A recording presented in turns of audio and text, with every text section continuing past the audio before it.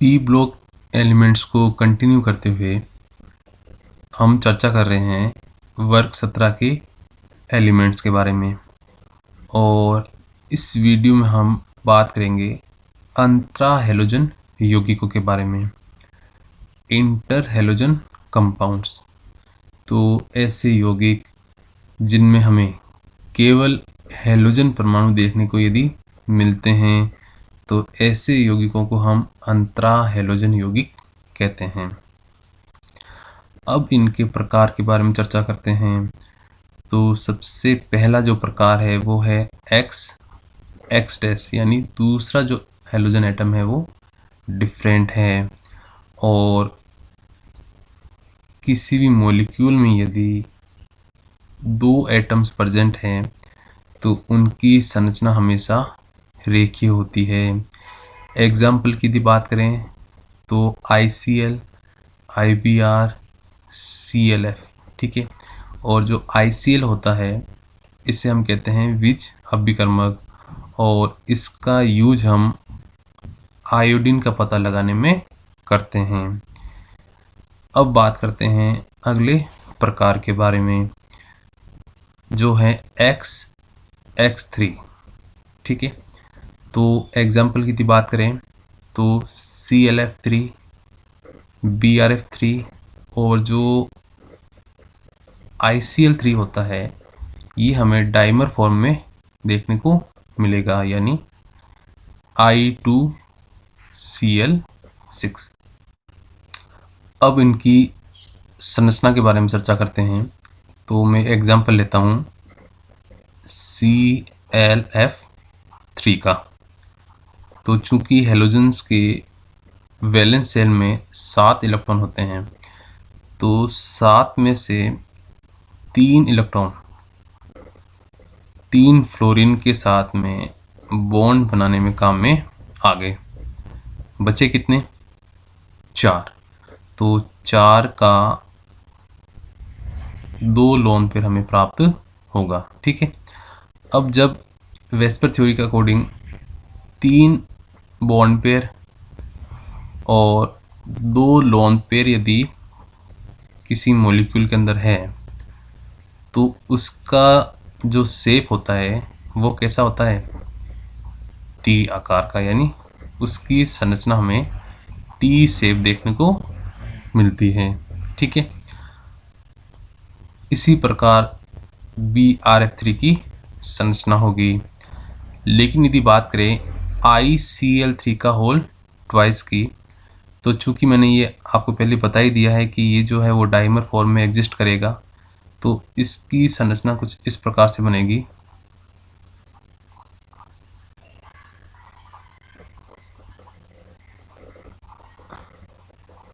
और 2 क्लोरीन जो होंगे वो ब्रीजिंग फॉर्म में दोनों आयोडीन के साथ में इस प्रकार से जुड़े हुए दिखेंगे, ठीक है। तो ये स्ट्रक्चर हुई I2Cl6 की, ये आप थोड़ा ध्यान रखना। अब बात करते हैं अगले प्रकार के बारे में जो है X5 डैश, ठीक है। तो इसके एग्जाम्पल की बात करें तो ClF5, BrF5 और IF5। और यदि इनकी शेप की यदि बात करें तो ClF5 का मैं एग्जाम्पल लेता हूँ। चूँकि जो हैलोजन एटम हैं उनके वैलेंस शेल में 7 इलेक्ट्रॉन होते हैं, तो 7 में से जो 5 वैलेंस इलेक्ट्रॉन हैं उन्होंने फ्लोरीन के साथ में 5 बॉन्ड फॉर्मेशन कर दिया, ठीक है, इस प्रकार से। अब जो 2 इलेक्ट्रॉन शेष रह गए हैं उनका एक क्या होगा? क्लोरीन के पास में लोन पेयर। अब बात करते हैं वेस्पर थ्योरी की। तो वेस्पर थ्योरी में यदि 5 बॉन्ड पेयर और एक लोन पेयर यदि प्रेजेंट है तो इसकी जो संरचना है वो हमें कैसे देखने को मिलेगी? वर्गाकार पिरामिड या वर्ग पिरामिड। ठीक है, अब बात करते हैं अगले प्रकार के बारे में, XX7। अब इसमें जैसे कि पता लग रहा है हमें हेलोजन के साथ में दूसरा जो हेलोजन है वो कितना होगा, या उसका जो नंबर है वो कितना होगा? 7। तो चूंकि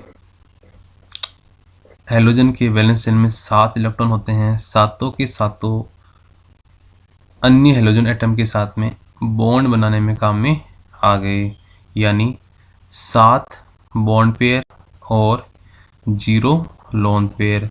तब इस प्रकार यदि हमें किसी के अंदर कंडीशन देखने को मिलती है तो वेस्पर थ्योरी के अकॉर्डिंग उसकी जो शेप होती है वो कैसी होती है? पंचकोणीय द्वितीय पिरामिड। यानी इस प्रकार से आप इसको बना सकते हो।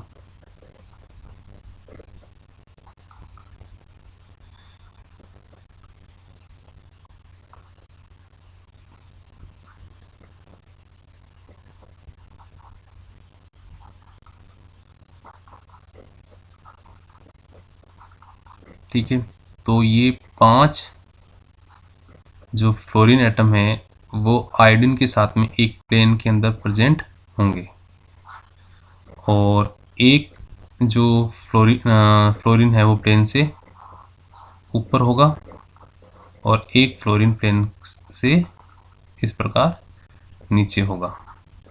ठीक है, तो इसका जो शेप है वो कैसा होगा? पंचकोणीय द्वितीय पिरामिड। इसके अलावा जैसे कि ये मैंने आपको बताई दी BrF3 की संरचना, और यदि हमें इस प्रकार के मॉलिक्यूल यदि देखने को मिलते हैं जिस पे हमें चार्ज यदि देखने को मिले, जैसे कि ICl2-, तो इसमें हम क्या देखेंगे? जैसे कि इस पे -1 चार्ज है तो आयोडीन के वैलेंस शेल में हम एक और इलेक्ट्रॉन ऐड कर देंगे, यानी 8 इलेक्ट्रॉन इसके पास में हो गए। 8 में से 2 इलेक्ट्रॉन क्लोरीन के साथ में बॉन्ड पेयर बनाने में काम में आ गए। बचे कितने?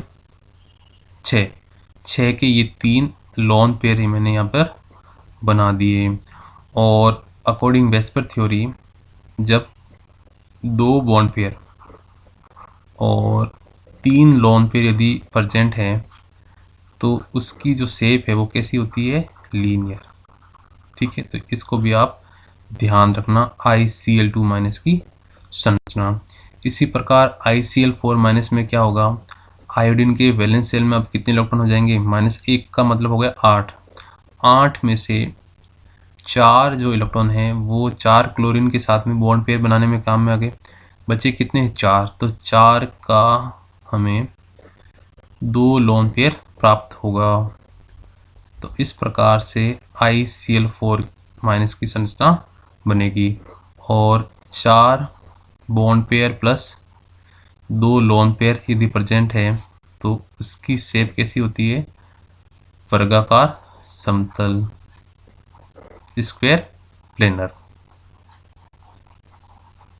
ठीक है, तो ये कुछ शेप है जो एग्जाम में कई बार पूछी जाती है।